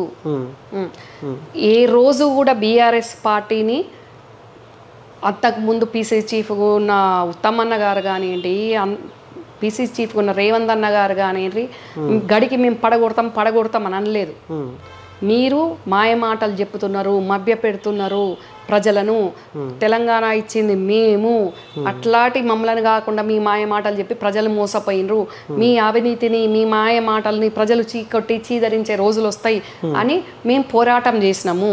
మేము ఏ రోజు వీళ్ళలాగా పడగొడతాము అని ఏ ఒక్క నాయకుడు కూడా మా నాయకులు చెప్పలేదు. కానీ 3 నెలలు కాకముందే, వారం రోజులు కాకముందే పడగొడతాం అనే మాట వీళ్ళకి ఎందుకు వచ్చింది? అందుకని తప్పనిసరి పరిస్థితి ఇది. అయినా వాళ్ళ నాయకులను వాళ్ళు కాపాడుకోలేకపోతున్నారు. మొన్న ఆరూరు రమేష్ విషయం చూసినాం మనం. అసలు కిడ్నాప్ కంటే ఘోరంగా ఆయన తీసుకుపోయినరు, ఎక్కడికి వచ్చిండు, మళ్ళీ తెల్లారే మళ్ళీ బీజేపీకి వెళ్ళిపోయిండు. వాళ్ళ నాయకులను కాపాడుకునే శక్తి లేని అసమర్థులైన వాళ్ళు ఈరోజు నెపం మా మీద నెట్టడం ఏంది? సో ఈరోజు నమస్తే తెలంగాణలో ఇంకొక ఆర్టికల్ కనిపిస్తూ ఉన్నది. రేవంత్ రెడ్డి, పొంగులేటి శ్రీనివాస్ రెడ్డి బీజేపీ పెద్దలతో టచ్లో ఉన్నారు. సో ఇద్దరు కలిసి ఒక 20 నుంచి 30 మంది ఎమ్మెల్యేలని బీజేపీలోకి తీసుకెళ్లి కాంగ్రెస్ ప్రభుత్వాన్ని పడగొట్టే ప్రయత్నం చేస్తున్నారు. సో బీజేపీ కూడా విశ్వ ప్రయత్నాలు చేస్తూ ఉంది కాంగ్రెస్ పార్టీని కూలగొట్టాలన్న ఆలోచనలో. ఎంపీ ఎలక్షన్స్ తర్వాత కాంగ్రెస్ పార్టీ కూల్చబోతా ఉన్నారన్న చర్చ జరుగుతూ ఉంది. నిజంగా మీ రేవంత్ రెడ్డి, మీ పొంగులేటి శ్రీనివాస్ రెడ్డి బీజేపీ నేతలతో టచ్లో ఉన్నారా? ఇప్పుడు అది బీజేపీ పత్రికలను లేకుంటే మీలాంటి న్యూస్ ఛానల్ లేకుంటే ఒక క్రెడిబిలిటీ ఉన్న పత్రికలో ఒక వార్త చదివినాము అని అంటే కొద్దిగా ఏదైనా సోర్స్ అని మనం నమ్మాలి. కానీ నమస్తే తెలంగాణ పేపర్లో వచ్చిన వార్తకి దానికి ఏమన్నా నమ్మశక్యంగా ఉంటుందా ఆ వార్తని? పొంగులేటి శ్రీనివాసరెడ్డి గారు, రేవంత్ రెడ్డి గారు, మేము అధికారంలో ఉండి ఒకరు ముఖ్యమంత్రి, ఇంకొకరు మంచి పోర్ట్ఫోలియోలు ఉన్న ఇద్దరు వ్యక్తులు కూడా, ముఖ్యమంత్రి లాగా ఉన్న ఇద్దరు వ్యక్తులు కూడా, వాళ్ళు కూడా ఈరోజు అదే ముఖ్యమంత్రి స్థానాన్ని ఎవరికి ఇస్తే, మంచి పోర్ట్ఫోలియోని ఎవరికి ఇస్తే అదే చెయ్యి నరుక్కుంటామనే పరిస్థితిలో చిన్న నాయకుడు కూడా లేడు, ఆలోచన లేదు మా పార్టీలో. అనవసరంగా ఈరోజు చెప్పుకోవడానికి ఏమి దిక్కులేక ఈరోజు కాంగ్రెస్ పార్టీ మీద బురద జల్లి మా క్యాడర్లో కానీ ప్రభుత్వంలో కానీ అయోమయం చేసి హైకమాండ్కు అనుమానాలు రేకి తెచ్చేటట్టు చేసే రకంగా అదొక మైండ్ గేమ్ తప్ప అసలు ఆ పేపర్ని ఎంతమంది చూస్తున్నారు, ఆ వార్తను ఎంతమంది నమ్ముతారు? 5 ఏళ్ల కాలం పాటు కాంగ్రెస్ పార్టీ అధికారంలో ఉంటుందా? ఎందుకు ఉండదండి? 5 ఏళ్ళు కాదు, 30 ఏళ్ళు ఉంటుంది కాంగ్రెస్ పార్టీ అధికారంలో. ఓకే, డెఫినెట్గా. ఎందుకంటే మేము వచ్చి 3 నెలలు కాకముందే గత ప్రభుత్వం చేసిన అవినీతిని బయటికి తీస్తున్నాం, గత ప్రభుత్వం చేసిన తప్పులను బయటికి తీస్తున్నాం. ఇప్పుడు మా ప్రభుత్వాన్ని పడగొడతాము అనుకుంటా ఏ రకంగా ఇబ్బందులు చేసుకుంటా ఏ రకంగా కుట్రలు చేస్తున్నారో ఆ కుట్రదారులను కూడా బయట పెట్టబోతున్నాం. కాబట్టి ప్రజలకు అంతా ట్రాన్స్పరెన్సీగా కాంగ్రెస్ పార్టీలు ఉన్న మా నాయకులు ఉన్నారు, మా ప్రభుత్వం పనిచేస్తుంది. కాబట్టి డెఫినెట్గా 5 ఏళ్ళు ఏంది 30 ఏళ్ళు ఉంటాం అధికారంలో. యా, సో 10 ఏళ్ల కాలం పాటు మీ కుటుంబంలో అధికారం ఉన్నప్పటికీ కూడా ఆ కుటుంబాన్ని కాదని చెప్పి పక్కకు వచ్చి కాంగ్రెస్ పార్టీలో చేరి సో మార్పు కోసం కీలక పాత్ర పోషించిన రేగులపాటి రమ్యారావు గారికి కాంగ్రెస్ పార్టీ ఏ పదవి ఇవ్వబోతా ఉంది? ఈరోజు సాయంత్రం ఎంపీ టికెట్ల ప్రకటన కూడా ఉండబోతుందంట. కరీంనగర్ ఎంపీగా రమ్యారావు పేరు రాబోతుందా? నాలాగే ఇంకా కొంతమంది కూడా ఎంపీ కోసం అప్లై చేసుకున్నారు. నేను కూడా గతంలో ఎమ్మెల్యేకి అడిగిన, అప్పుడు రేవంత్ అన్న న్యాయం చేస్తా అని మాట ఇచ్చారు. ఇప్పుడు ఎంపీకి కూడా నేను అప్లై చేసుకున్నాను. డెఫినెట్గా నాకు మంచిగా ఒక ముఖ్యమంత్రిగా ఒక అన్నగా రేవంత్ అన్న న్యాయం చేస్తాడు అనే నమ్మకం డెఫినెట్గా నాకు ఉంది. డెఫినెట్గా మరి ఈరోజు గతంలో కొన్ని సీట్లు త్యాగం చేసిన వాళ్ళు ఉన్నారు కాబట్టి అయితే వాళ్ళకు వస్తుందా, మాకు ఇంకో రకంగా అకామిడేట్ చేయడమా? డెఫినెట్గా చేస్తారు. సో ఒకవేళ టికెట్ రాకుండా కానీ పార్టీ ఏ అభ్యర్థిని ప్రకటించినా కానీ వాళ్ళ గెలుపు కోసం పనిచేస్తారు. డెఫినెట్గా నేను గతంలో కూడా అప్పటికప్పుడు పక్క పార్టీ నుంచి వచ్చిన లీడర్ని మా party candidate Karimnagar MLA candidate చేస్తే కూడా నేను పార్టీ లైన్ దాటకుండా నేను పనిచేసి నిస్వార్థంగా నేను పనిచేసిన మా అభ్యర్థికి, మా కరీంనగర్ క్యాండిడేట్కి. ఎందుకంటే అధిష్టానం ఇక్కడ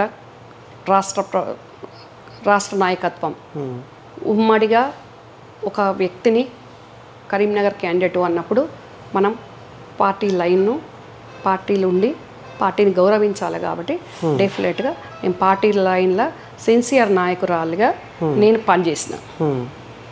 పనిచేసిన అతను ఒక్కనికి కాకుండా ఇప్పుడు ఉప ముఖ్యమంత్రి ఉన్న బట్టిక నుంచి పొంగులేటి శ్రీనివాసరెడ్డి గారి వరకు ప్రతి ఒక్కరికి అట్లా 10 మందికి పనిచేసిన. 10 మందికి పనిచేస్తే 9 మంది గెలిచినరు, అందులో 5 మంత్రులు అయ్యారు. ఆ రకంగా నా పనితీరు ఉంటుంది, ఆ రకంగా సిన్సియర్గా పనిచేసిన నేను.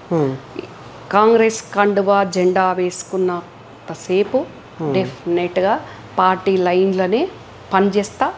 పార్టీ కూడా నాకు ఖచ్చితంగా అందరికంటే ముందుగా నాకు న్యాయం చేయాలి, నాకు అదే విధంగా సముచిత ప్రభుత్వంలో స్థానం ఇవ్వాలి. కానీ మీ పార్టీ ఆలోచన అట్లున్నట్టు కనిపిస్తలేదు. పక్క పార్టీ నుంచి ఎవరు వస్తే వాళ్ళకి టికెట్ ఇద్దామా, లేకపోతే ఎవరు గెలవబోతురు వాళ్ళకే ఇద్దామన్న ఆలోచనలో మీ పార్టీ ఉన్నట్టు కనిపిస్తూ ఉంది కదా. ఇప్పుడు పసునూరి దయాకరే అనుకుంటా, సో ఆయన వరంగల్ నుంచి ఎంపీ అభ్యర్థి అంట. నీలం మధు అని చెప్పి ఆ పార్టీ నుంచి ఈ పార్టీకి వచ్చినాక ఆయనకు టికెట్ అంటారు. సో పక్క పార్టీ నుంచి ఎవరైతే వస్తారో సిట్టింగ్ ఎంపీలు కావచ్చు, లేకపోతే బీఆర్ఎస్ నుంచి బీజేపీ నుంచి ఎవరైతే వస్తారో వాళ్ళకు టికెట్ ఇవ్వాలన్న ఆలోచనలో మీ పార్టీ ఉన్నట్టు కనిపిస్తలేదా మీకు? అంటే కొన్ని చోట్ల మటుకు ఇప్పుడు ఈ బీజేపీ బాలరాముని ఎత్తుకొని ఈ కవితది ఇట్లా అయింది కాబట్టి కొన్ని చోట్ల కొంచెం ఆలోచించుకుంటున్నారు, చేయాలా వద్దా అని ఆలోచించుకుంటున్న దగ్గర మాటకే ఇట్లాంటివి జరుగుతున్నాయి. వేరే వాళ్ళకు టికెట్ ఇచ్చే పరిస్థితి అట్లా జరుగుతుంది. యా, సో ఇంకొక అంశం గురించి మాట్లాడుకుందాం. సో ఈరోజు పేపర్లో కూడా వచ్చినది, మహిళా కమిషన్ చైర్మన్గా శారద అనే వాళ్ళని నియమించినట్టున్నారు. సో దానిపైన పిటిషన్ గతంలో మీరు వేసినారు. సో మీరు వేసిన వెంటనే హైకోర్టు కూడా సో ఇక్కడ రాష్ట్ర ప్రభుత్వానికి కూడా వాళ్ళు నోటీసులు ఇచ్చినారు. సో దీంట్లో నిర్ణయం తీసుకోవాలని చెప్పి మీరు ఊహించిరా పలానా ఆమెకే ఈ చైర్మన్ పదవి వస్తుందని చెప్పి? లేదు, ఎందుకంటే నేను కాంగ్రెస్ పార్టీలో జాయిన్ అయినప్పటి నుంచి కూడా ఒక నాయకురాలిని కానీ కార్యకర్తలాగా నేను కష్టపడ్డా, పనిచేసిన. రేవంత్ అన్న ఎంత బీఆర్ఎస్ అవినీతి మీద, బీఆర్ఎస్ పార్టీ మీద ఎంత పోరాటం చేసిండో, ఎంత కొట్లాడిండో, ఎంత మాట్లాడిండో, అదే లెవెల్లో నేను కూడా పోరాడినా, మాట్లాడినా, వాళ్ళ అవినీతిని బయటికి చూపించిన. ముఖ్యంగా మహిళా కమిషన్ ఒక టర్మ్ అయిపోయింది 5 ఏళ్ళు, రెండో టర్మ్లో కూడా మహిళా కమిషన్ వేయకుండా, మహిళా మంత్రులు లేకుండా, మహిళలకు సమస్య వస్తే ఎక్కడికి పోయి చెప్పుకోవాలనో చెప్పుకోలేని పరిస్థితిలో వాళ్ళు ఇబ్బంది పడుతున్నది తెలుసు కాబట్టి మహిళా కమిషన్ లేదు అని 216 నా ఫైల్ నెంబర్, కేసు నెంబర్ 2020లో నేను పిల్లేసిన. నేను పిల్లేస్తే అప్పుడు జస్టిస్ విజయ్ చౌహాన్ గారు, చీఫ్ జస్టిస్ విజయసేనారెడ్డి గారు ఇద్దరు నా పిల్లును సొమాటోగా తీసుకొని వాళ్ళు ఇమీడియట్గా బీఆర్ఎస్ గవర్నమెంట్ను మీరు November 18th 31st December లోపల మీరు గనక మహిళా కమిషన్ వేయకుంటే మేమేస్తాం మహిళా కమిషన్ను అని వాళ్ళు హెచ్చరిస్తే తప్పనిసరి పరిస్థితిలో అప్పుడు మహిళా కమిషన్ వచ్చిండే. నేను పిల్లు వేయకుంటే, సుమాటోగా తీసుకోకుంటే హైకోర్టు మహిళా కమిషనే రాకపోతుండే. ఈ రకంగా నా పనితీరు ఉంటుంది. ఇట్లా ఈ రకంగా ఆ అవినీతి ప్రభుత్వం మెడలు వంచి మహిళా కమిషన్ తీసుకొచ్చింది నేను. ఇప్పుడు రాజకీయ మాటలు చెప్పుకోవడం వేరు, ఒక హైకోర్టు చీఫ్ జస్టిసే ప్రతి పేపర్కు ప్రెస్కు రిలీజ్ చేసిండ్రు. రేగులపాటి రమ్యారావు పిల్లు మేము సుమోటోగా తీసుకొని ఈరోజు ఉమెన్ కమిషన్ వేయాలి అని చెప్తున్నాము అని. సో ఆనాడు పిటిషన్ వేసినప్పుడు సునీతా లక్ష్మారెడ్డికి ఆనాడు అవకాశం ఇచ్చినారా? ఆనాడు అవకాశం. మరి ఈరోజు దీని మీద కష్టపడి పిల్లి వేయించింది నేను, మెడలు వంచింది నేను, మహిళా కమిషన్ వచ్చినట్టు చేసింది నేను. మరి ఈరోజు మాకు ఏమిస్తాము అన్నది చెప్పలేదు ఇంతవరకు. మరి ఇంత కష్టపడ్డ మాకు ఒక ఉమెన్ కమిషన్ అని కాకుండా గత ప్రభుత్వంలో ప్రతి అంశం మీద పోరాటం చేసింది నేను, ప్రతి అవినీతిని స్కామ్లకు బయటికి తీసింది నేను. మరి నాకు ఎలాంటి పదవి ఇవ్వాలి? అది ఈరోజు దేశ విదేశాల్లో ఉన్న ప్రతి ఒక్కరు కూడా 1000 ఫోన్లు వస్తున్నాయి. ఏమైంది ప్రభుత్వం వచ్చి 3 నెలలు అయింది, మీకు ఎమ్మెల్యే ఇవ్వలేదు, ఇంకా ఎంపీ సప్పుడు లేదు, మరి మీకు అత్యంత ప్రాముఖ్యత ఉన్న పదవి ఇవ్వాలి కదా, ఇంకెందుకు ఇవ్వట్లేదు అంటే ఏం సమాధానం చెప్పుకోవాలనో అర్థం కాని పరిస్థితి ఉంది. కానీ అధికారం వచ్చిన తర్వాత మీ పార్టీ మర్చిపోయిందా? రమ్యారావు గారు చేసిన పోరాటాన్ని మర్చిందా అంటే ఏం సమాధానం చెప్తారు? అంటే మళ్ళీ మీరు గతం గుర్తు చేయాల్సిన అవసరం లేదు, కానీ నేను పలానా పోరాటం చేసిన, సో నా పోరాటం చూసి నాకు పదవి ఇవ్వాల్సిన అవసరం ఉందని అడుక్కోవాల్సిన అవసరం ఉందా అంటే ఏం చెప్తారు? అడుక్కునే అవసరం రమ్యారావుకు ఎప్పుడు ఎక్కడ ఉండదు. రమ్యారావుకు ఆత్మగౌరవం చాలా ఎక్కువ. ఆత్మగౌరవం కోసం కుటుంబ సభ్యులనే విభేదించిన, ఆత్మగౌరవం కోసం ఎంతకైనా నేను పోరాటానికి తెగిస్తా. అక్కడ వాళ్ళు అన్యాయం చేసినారు కదా అని ఇక్కడ మీరు అన్యాయం చేస్తానంటే ఊరుకునే సమస్య లేదు. అయినా రేవంత్ అన్న నాకు మాట ఇచ్చిండ్రు, నేను న్యాయం చేస్తా అని. ఎవరు గుర్తించినా గుర్తించకున్నా రేవంత్ అన్నకు తెలుసు నేను ఏ రకంగా పనిచేసినా. రేవంత్ అన్న కాంగ్రెస్ పార్టీకి రాకముందు, ఆయన కంటే ముందే నేను కాంగ్రెస్ పార్టీలో ఉన్నా, రేవంత్ అన్న కాంగ్రెస్ పార్టీకి రాకముందే నేను ఏ రకంగా మాట్లాడుతున్నా, ఏ రకంగా పనిచేస్తున్నా, కాంగ్రెస్లో బీఆర్ఎస్ పార్టీ మీద ఏ రకంగా పోరాడుతున్నా అని అందరికంటే ఎక్కువగా తెలిసిందే రేవంత్ అన్న.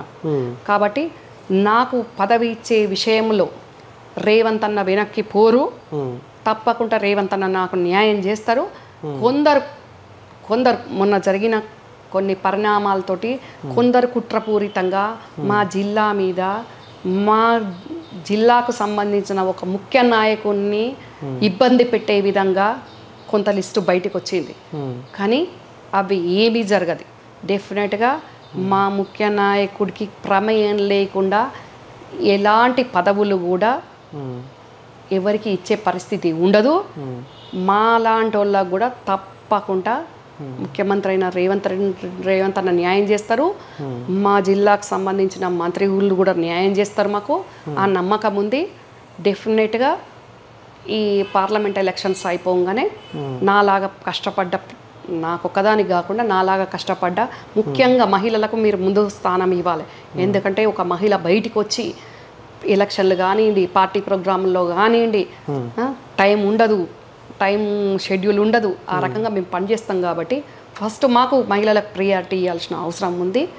కష్టపడ్డ మహిళలను పక్కకు పెట్టేసి ఎవరినో అందలం ఎక్కిస్తాం, మా జిల్లా మీద, మా జిల్లాకు సంబంధించిన మంత్రి మీద పై చెయ్యి సాధించే విధంగా పదవులు ఇస్తాము అంటే అది కుదరని విషయము. డెఫినెట్గా కష్టపడ్డోళ్లకు అకామిడేట్ చేయాల్సిన అవసరం ఉంది. ముందుగా మహిళలకు పార్టీలో నాతో పాటు కష్టపడ్డ మహిళలు చాలామంది ఉన్నారు.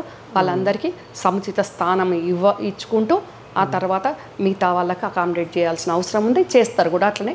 ఎవరైనా మీకు పదవి రాకుండా అడ్డుకునే ప్రయత్నం ఎవరైనా చేస్తారా మీ పార్టీలో? జరుగుతుంది అలాంటి ప్రయత్నం ఏమన్నా?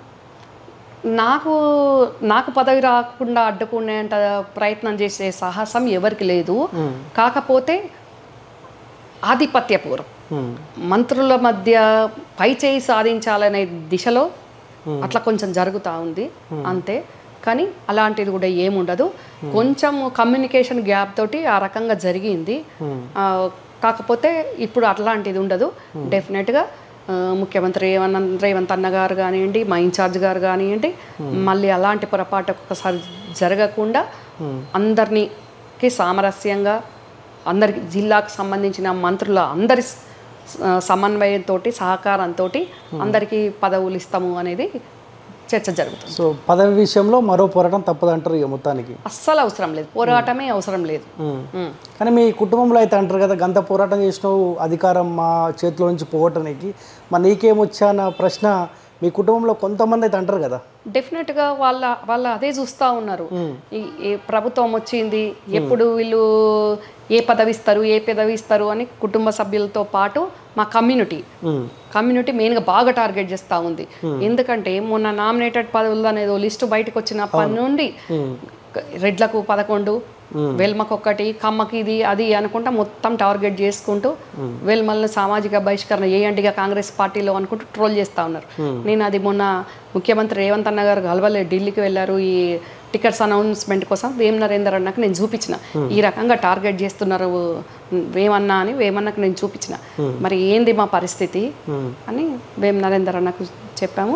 మా జిల్లా మంత్రులకు కూడా చెప్పినాం పరిస్థితి అని. ఎందుకంటే ఆల్రెడీ కవిత వల్ల ఇబ్బందులు ఎదుర్కొంటున్నాం. ఇంకా మీరు పార్టీ పరంగా కూడా ఇబ్బందులు మాకు పెట్టకండి. ముందు ఇప్పుడు లోక్సభ ఎలక్షన్స్ ఉన్నాయి, ఇంకా పనిచేయాల్సిన అవసరం ఉంది. మరి ఇప్పుడు చాలామంది ఈ లిస్ట్ మీద కూడా మాట్లాడుతున్నారు. లిస్టులో వచ్చిన వాళ్ళే పని చేస్తారా, లిస్టులో రాని వాళ్ళు మేము పని చేయలేదా గతంలో, మరి మేము పని చేయాలన్నా వద్దా అనే రకంగా వాళ్ళు మాట్లాడుకుంటున్నారు. కానీ అది కరెక్ట్ కాదు. అందరం పని చేయాలి.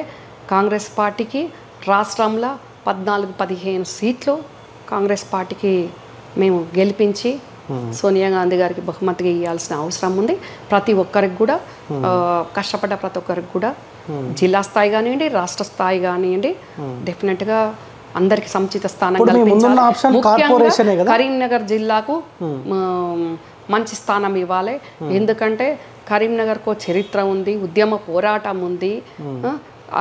అక్కడ ముఖ్యమంత్రి అక్కడి నుంచి పోరాటం చేసిన ఆయనే అదే స్థాయిలో మంత్రులకు కూడా ఇచ్చిండ్రు. వాళ్ళందరినీ ఇన్ని రోజులు గుట్టలను ఎదుర్కొని మేము పనిచేయాల్సి వచ్చింది. కాబట్టి మా కరీంనగర్ నాయకులందరికీ కూడా సముచిత స్థానం ఇవ్వాలి. ఇప్పుడు ఉన్న ఆప్షన్ మీకు కార్పొరేషన్నే కదా. ఇప్పుడు ఎంపీ టికెట్ అంటే దాదాపు ప్రవీణ్ రెడ్డి పేరు వినిపిస్తూ ఉంది. ఉస్నాబాద్ టికెట్ త్యాగం చేసింది కాబట్టి ఆయనకి ఎంపీ టికెట్ ఇవ్వాలని చెప్పి. ఉన్న ఆప్షన్ అంటే ఏంది, ఇప్పుడు కార్పొరేషన్ నామినేటెడ్ పదవిలో ఉన్నాయి కదా, అంతే కదా మేము ముందు. సో దాంట్లోనే ఏదో ఒకటి కార్పొరేటర్ ఉన్నాయి, ఎమ్మెల్సీస్ కూడా ఉన్నాయి. కాకపోతే ఎమ్మెల్సీస్ ఇప్పుడు లేవు, ఇంకా కొంచెం టైం పట్టుద్ది. మంత్రులు ఖాళీగా ఉన్నాయి. మంత్రులు అంటే ఎలక్షన్స్ అయినాక అకామిడేట్ చేస్తారు. ఎమ్మెల్సీస్కి ఇంకా కొంచెం టైం పట్టుద్ది. ఇమీడియట్గా అంటే కార్పొరేషన్ చైర్మన్స్ ఉన్నాయి. Anyway thank you so much madam. చూద్దాం, మీ పార్టీ గత ప్రభుత్వం అయితే మహిళలకు గౌరవించుకోలే. సో మీ ప్రభుత్వం కూడా కేసీఆర్ ఏ బాట పట్టినో ఆ బాట ఏమైనా పడుతుందా? సో మీ పార్టీలో అయినా మహిళలకు ఏమన్నా గౌరవం ఇస్తారా, పదవులు ఇచ్చి సో దగ్గర తీసుకునే ప్రయత్నం ఏమైనా చేస్తారా? చూడాల్సిన అవసరం ఉంది. చూద్దాం ఏం జరుగుతుందో. థ్యాంక్ యూ సో మచ్ అండి.